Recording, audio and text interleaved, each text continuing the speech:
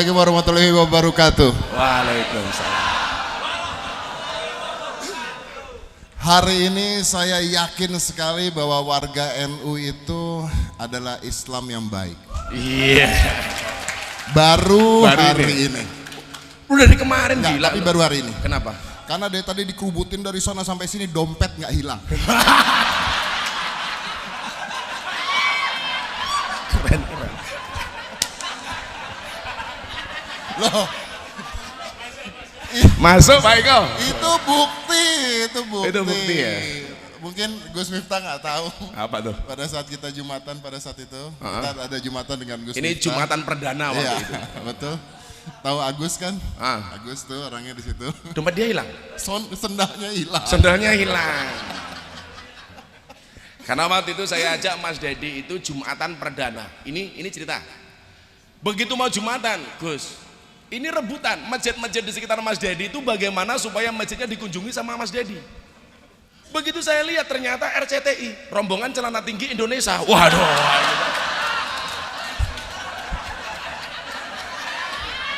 Ya, dia langsung ilfil. Saya nggak berani, bro, kalau Jumatan di tempat seperti ini.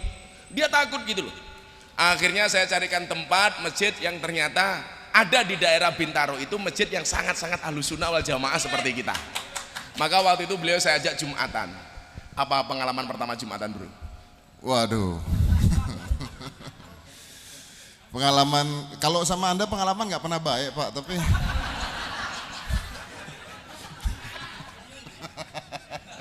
nggak, tapi menarik. Pengalaman Jumatan pertama menarik karena tiba-tiba wartawan di depan rumah saya banyak. Saya nggak tahu kok bisa ada wartawan yang tahu saya mau Jumatan. Karena hari itu hari Jumat. Iya, Makanya tahu. gua bosan sama lu, walaupun lu jadi orang Islam yang baik, tolong Jumatan cukup sekali hari Jumat saja. Tapi jangan tiap hari. Iya. Tapi lu juga nggak perlu ketika wartawan nanya lu jawab iya gitu juga kan. Jadi datang semua kan. Tapi luar biasa sekali dan saya mau terima kasih buat semuanya, buat semua warga NU, buat semuanya yang ada di sini. Terima kasih banyak. Sambutannya luar biasa buat Gus Miftah. Kalau saya boleh cerita dikit kali ya. Yang bikin lu mantep masuk Islam aja, mereka pengen tahu. Dulu sekali ada pemuka agama lah ya, yang bilang jangan nonton acara hitam putih. Karena pembawa acaranya kafir. Karena pembawa acaranya kafir. Ya. Setelah kata-kata itu keluar, saya stres. Jangan tonton hitam putih karena pembawa acaranya kafir, stres. Saya langsung besok saya cek sharing dan rating acara hitam putih, ternyata nggak turun, bodoh amat, nggak jadi stres. Ternyata masih banyak orang yang nonton. Tapi ketika dulu agama saya Katolik ya, dan Katoliknya bener ya, bukan PNS ya. Oh, lo kan Katoliknya negeri. Enggak, Sabtu Minggu libur. Iya. Nggak ke gereja dong Sabtu Minggu libur. Ini bener ini. Oh, bener ya? Bener. Dan mungkin kalau saya boleh cerita, di agama saya yang dulu juga indah. Kenapa? Karena menurut saya semua agama yang diakui di Indonesia itu sebenarnya indah. Sebenarnya. Yang buat nggak indah itu adalah oknum-oknumnya. Maaf maksudnya jangan udah. Iya. Soalnya oknum. Lu paling dekat dari gua soalnya. Oknum-oknumnya yang buat tidak indah. Saya pada saat saya masih Katolik itu, dulu waktu saya kecil, yang paling saya kangen itu apa? Hari Raya Lebaran. Ini, bukan Natal ya? Bukan, sumpah. Karena kalau Natal, gue capek bangun pohon Natal. Kalau gue pada saat itu Katolik dan Lebaran, gue diem duduk di rumah, tetangga ngirim tupat. Iya, matre loh. Jadi enak, ya kan? Nah, kenapa saya bangga menjadi warga NU? Subhanallah. Adalah seperti ini. Karena kalau pada saat Katolik dulu saya senang ketika hari raya Lebaran, ada lagu-lagu Islami di mall, ya kan? Ada tupat-tupat di mall. Dan kenapa saya merasa tepat saya berada di sini? Ini rahasianya. Karena ketika saya berada di sini, saya yakin Natal nanti masih ada di mall. Ya. Saya yakin semua agama di Indonesia akan dihargai. Seperti tadi Pak Kiai bilang, toleransi. Dan saya yakin toleransi itu akan ada selamanya. Pancasila akan ada selamanya, NKRI ada selamanya, Indonesia ada selamanya. Amin. Benar kata Gus Miftah, masuknya lewat pintu yang tepat. Alhamdulillah. Bukan Anda, ya. Jadi satu ketika Dedi itu pernah telepon saya gara-gara ada stand up komedi namanya Coki Muslim. Dibully gara-gara masak daging babi dengan kurma. Saat itu Kiai diancam bunuh. Itu penistaan agama. Dia telepon saya, akhirnya kita bikin YouTube. Gus, apa benar orang masak daging babi itu dengan kurma itu penistaan agama? Waktu itu saya jawab, sejak kapan benda mati punya agama? Seolah-olah kalau babi itu pasti Kristen, kalau kurma itu pasti Islam. Waktu itu. Jadi kemudian dia mengatakan begini, kok Islamnya galak seperti itu sih Gus? Waktu itu orang tidak mau menanam pohon cemara gara-gara jadi lambang Natal. Saya jawab, sejak kapan pohon itu? Dia saya tanya, coba kamu jawab, cinta itu dari mata turun ke hati atau dari hati naik ke mata? Jawaban dia waktu itu adalah dari mata turun ke hati. Maka saya bilang, kalau cinta itu dari mata turun ke hati, maka seumur hidup sampai mati kita tidak akan pernah cinta kepada Allah. Kenapa? Karena mata kita tidak pernah melihat Allah.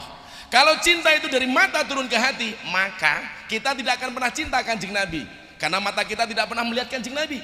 Kalau cinta itu dari mata turun ke hati, orang buta itu tidak akan pernah merasakan indahnya cinta. Kenapa? Karena matanya tidak bisa melihat pasangannya. Maka saya bilang sama dia, kenapa ajaran agama itu tidak semuanya rasional? Karena kalau semua ajaran agama itu rasional, maka tidak ada bedanya agama dengan ilmu pengetahuan. Orang nggak usah punya agama, cukup kuliah. Dan ternyata menurut beliaunya ini rasional. Jadi lo rasional belum, tapi kalah rasional sama gua. Aduh. Saya tuh sebenarnya seneng masuk Islam tuh bangga loh. Saya cuman nggak kuat sama netizen. Ini yang jadi persoalan.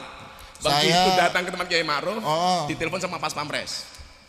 Gus, mau nggak Dedi diajak sholat maghrib berjamaah? Padahal baru jam 1 sahadat, jam setengah 6 ditelepon. Begitu saya bilang sama dia, bro, diajak sholat maghrib berjamaah sama Kiai Ma'ruf, langsung botaknya kemeringet Pak, gini. Keringetan itu. Ya itu. Iya kan, apa ya itu? Ya itu ini sekarang keringetan. Sudah sama kan? Sekarang keringetan. Akhirnya saya praktek sholat di depan Master Dedi itu cuman 3 menit. 3 menit. Saya kasih gerakan inti. Begitu wudhu saya masuk kamar mandi. Maaf saya potong. Praktek sholat 3 menit di dalam mobil. Berdua. Pakai sujud-sujudnya. Kalau ada orang lihat di luar kayak ngapain?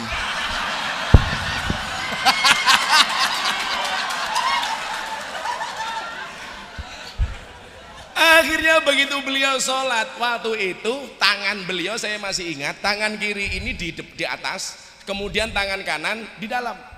Begini, dikritik habis Deddy Corbuzier. Gimana sholatnya, gerakannya salah dan lain sebagainya. Kan dia tanya sama saya begini, nanti sholatnya gimana bro? Begini caranya. Pokoknya nanti Kiai Ma'ruf amin seperti apa, sebagai makmum kamu ikut. Kiai berdiri, kamu berdiri. Kiai sujud, kamu sujud. Kiai rukuk, kamu rukuk. Begitu masuk, saya jadi ingat ceritanya Gus Dur tahun 2005. Gus Dur itu pernah mengislamkan orang Cina. Ketika saya sowan ke sana, beliau cerita. Cinanya mau sholat, tanya sama Gus Dur, sholatnya gimana Gus? Sudah, apapun yang diikuti imam, yang dilakukan imam, kamu ngikut. Begitu imamnya berdiri, Cina berdiri. Imam rukuk, Cina rukuk. Imam sujud, Cina rukuk. Begitu sujud, bermasalah. Kenapa? Kakinya imam gak bisa ditekuk. Akhirnya mancal kena kaki Cina, kena kepalanya Cina. Orang Cina mikir bro, oh orang sholat itu pancal-pancalan gitu kan. Akhirnya dia mancal kepalanya di belakang, yang di belakang marah. Begitu rakaat kedua mikir, katanya orang Cina itu tidak sunat, dirogos sarungnya gitu kan.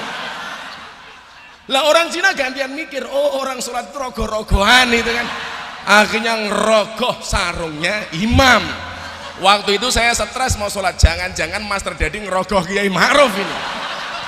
Tapi subhanallah kita beruntung, walaupun Kiai Ma'ruf itu sudah sepuh, gerakan sholatnya masih sempurna, subhanallah. Bahkan saya guyoni ketika makan, Abah, apa Gus, ada isu tuh kalau Abah besok jadi wapres meninggal katanya mau diganti Ahok. Apa jawaban Kiai Ma'ruf? Ya kalau yang meninggal saya, kalau yang meninggal Jokowi kan saya presiden katanya. Kiai NU dilawan gitu. Tapi itu bener loh, pada saat saya sholat Jumat untuk pertama kalinya ya, rame banget ya. Rame banget dan bener. Kita nih sebenarnya nggak usah nanggepin netizen, karena yang terakhir kali gue nanggepin netizen gue kalah bro. Kenapa bro? Maha benar netizen dengan segala cangkemannya. Ya, pertama, cangkem. Pertama gara-gara ini yang paling lucu. Pertama begini, ada yang ngomong bawah ya, wah pokoknya kalau namanya tuh sudah Bunga C4325111 itu udah bodong dah pos itu ya. Kalau dilihat nggak ada mukanya tuh ya. Dibilang gini, Master Dedi kok tidak pakai peci sih? Tidak sopan. Pakai sarung. Satu peci yang disebut dulu, tidak sopan. Wah, gitu ya. Terus saya jawab dengan baik hati. Ya. Maaf Mbak, setahu saya peci itu kan tradisi, ya kan? Budaya ya kan? Peci itu budaya. Lagian saya tuh botak Mbak. Keringetnya ngecocor. Kurang sopan kan? Mbak ini bilang begini. Anda salah. Peci itu gunanya supaya rambut Anda tidak kena sajadah. Kan kurang ajar. Gimana coba? Saya ingat betul ya. Iya dia bener sih. Tapi kan cuman kurang ajar. Apanya yang kena sajadah gitu loh. Padahal dia kan Perbakin, Persatuan Badok Kincelongan gitu loh. Saya ingat betul malam sebelum masuk Islam, Dedi itu tanya saya begini, bro, saya besok pakai baju apa ya? Pakai baju apa? Apakah saya harus ganti busana muslim dan lain sebagainya? Saya bilang Islamnya orang NU itu bukan Islam formalitas. Maka di sini kemudian saya kenalkan kepada dia Islam Nusantara. Yang hari ini video saya di YouTube dibully habis-habisan oleh Al Kacong, aliran Katok Congklang, itu kan. Katanya Islam Nusantara itu bertentangan dengan Islam rahmatan lil alamin. Saya jawab, itu namanya jaga sembung bawa golok, nggak nyambung blok. Sehingga kemudian apa? Begitu dia mau masuk Islam diributkan sama orang itu soal pakaian, soal kopiah. Begitu mau berangkat Jumatan ditanya, kenapa kok nggak pakai sarung? Ingat nggak? Kenapa nggak pakai sarung? Maka saya jelaskan sama dia, ini loh bro, cerdasnya orang-orang NU yang dimotori oleh Pak Kiai Said. Ketika kemudian kita menegaskan Islamnya Nahdlatul Ulama itu adalah Islam Nusantara. Maka begitu Dedi tanya sama saya, konsepmu bagaimana Gus? Saya jawab, konsep dakwah saya adalah membudayakan agama, bukan mengagamakan budaya. Jadi mohon maaf, orang Indonesia sekarang itu semangat Islamnya tinggi, tetapi tidak didukung dengan ilmu yang mumpuni. Maka yang terjadi NKTA, nafsunya kuda, tenaganya ayam. Saya kasih contoh bro. Ketika tadi Pak Kiai menyebut hubul waton minal iman, saya pengajian nasionalisme di Surabaya, turun dari panggung, ada orang tanya, Ustadz, seumur-umur saya nggak pernah dipanggil Ustadz. Begitu saya lihat ternyata FJR, Front Jenggot Rasul, gitu kan? Masuk Pak Iko. Tanyanya apa Kiai? Nyuwun sewu. Ustadz saya mau tanya, hubul waton minal iman itu hadis riwayat siapa? Saya langsung ngelus dadanya istri saya. Ya Allah.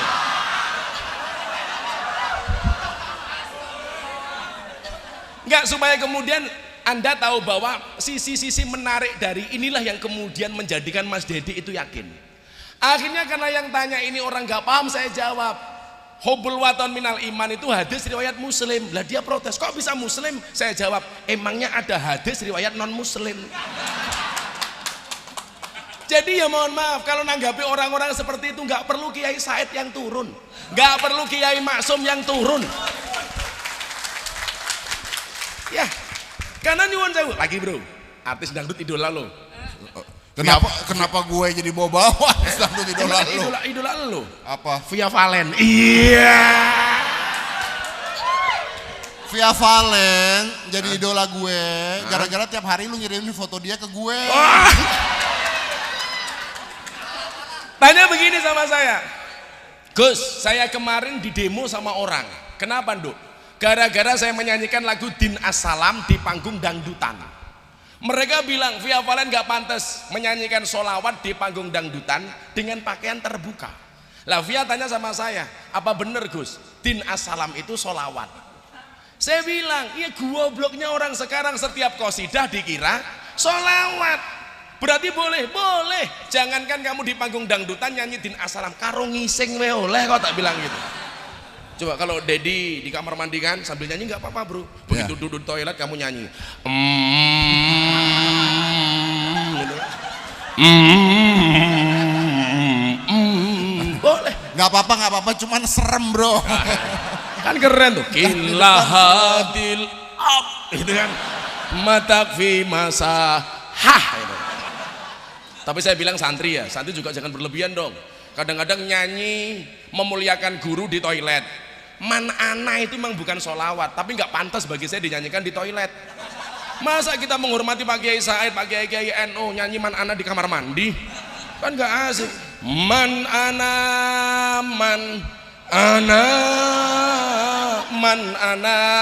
laula crot lah.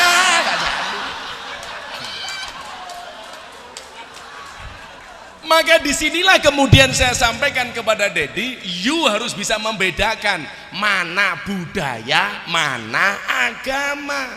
Makanya sekarang kalau ditanya nggak pakai sarung, saya udah tahu jawabannya. Karena sarung itu Pak Kiai juga nggak pakai, saya udah punya kartu NU gitu. Iya.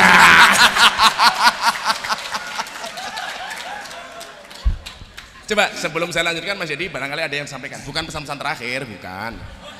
Bukan saya bilang. Ya, mungkin cepet aja ya, dikit aja.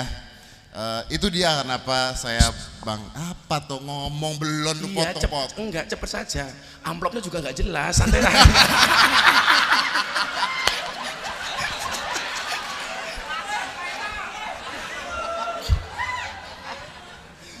Gue lupa lo mau ngomong apa lo beneran. Gara-gara lo bener deh.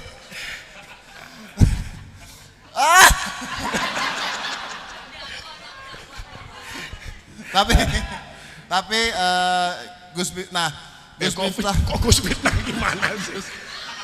Gus Fitnah, Gus Miftah ini nggak pernah manggil saya kafir dulu. Sama sekali. Pernah sekali manggil saya kafir. Guyon. Pada saat saya manggil dia Gus Tele.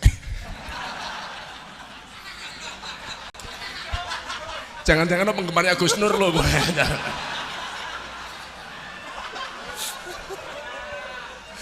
Jadi dia datang ke rumah, buka pintu, Gus Tele.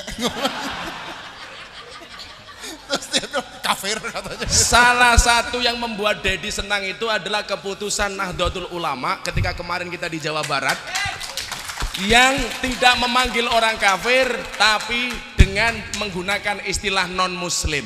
Itu sangat membekas di hati Deddy Corbuzier. Alhamdulillah. Saya bilang sama dia, bro, yang guyonan kita itu loh. Kalau orang dulu kan biasa kan, orang beda agama guyon macam-macam. Tapi kenapa sekarang menjadi masalah? Jadi masalah, betul. Dan maksudnya gini, kalau kalian mencintai agama Islam dan kalian merasa bahwa ini agama yang luar biasa dan kalian ingin orang-orang lain menikmati hal yang sama, mereka jangan ditakut-takutin. Karena kalau mereka ditakut-takutin, mereka akan menjauh. Ya. Kalau mereka dilawan, mereka dimarahin, mereka akan menjauh. Termasuk soal Aska. Betul. Pada saat saya mualaf, banyak yang nanya ke saya. Ya adalah gitu ya. Aska gimana anak saya kan? Aska gimana? Aska mualaf enggak? Aska muslim enggak? Wah kalau Aska tidak muslim, dosanya ditanggung bapaknya. Saya bilang sama dia, gua kagak jadilah. Karena dia ketakutan. Anak gue nggak masuk, gue yang dosa. Lu gimana sih? Gue bilang itu. Iya dong. Mula orang kok mau mencari suatu yang baik, yang benar, jangan ditakut-takutin. contohkan dengan kebaikan maka semua orang akan melihat Islam itu indah. Ya. Tumben lo bener. Tumben lo bener. Iya, saya mau ngomong gitu. Jadi itulah pengalaman Mas Dedi yang alhamdulillah saya minta doanya, beliau baru proses belajar. Termasuk kemarin beliau saya ajari ngaji kan, saya cari turutan nggak dapat. Akhirnya saya dapat Iqra. Oh, begitu saya kasih dia ajaran kan, baru jilid 1. Oh iya. Begitu baca saya lihat saya ketawa. A. Ba. Tapi bagi saya ini proses luar biasa, dan wallah setelah saya mengislamkan Mas Dedi, hampir setiap hari saya mensahadatkan orang sampai hari ini. Dan rata-rata jawabannya adalah karena begitu menyenangkannya hubungan Gus Miftah dengan Mas Dedi. Ya karena saya itu. Walah pede loh. Tadi kan Anda sendiri yang Salah ngomong. satunya. Anda setelah saya Anda mensyahadatkan banyak orang. Iya. Karena melihat Anda dengan saya. Tapi syahadat Karena bukan, saya dong. tapi hidayah bukan urusan lo, urusan Allah. Iya. Tepuk tangan untuk Mas Dedi Corbuzier. Terima kasih bro.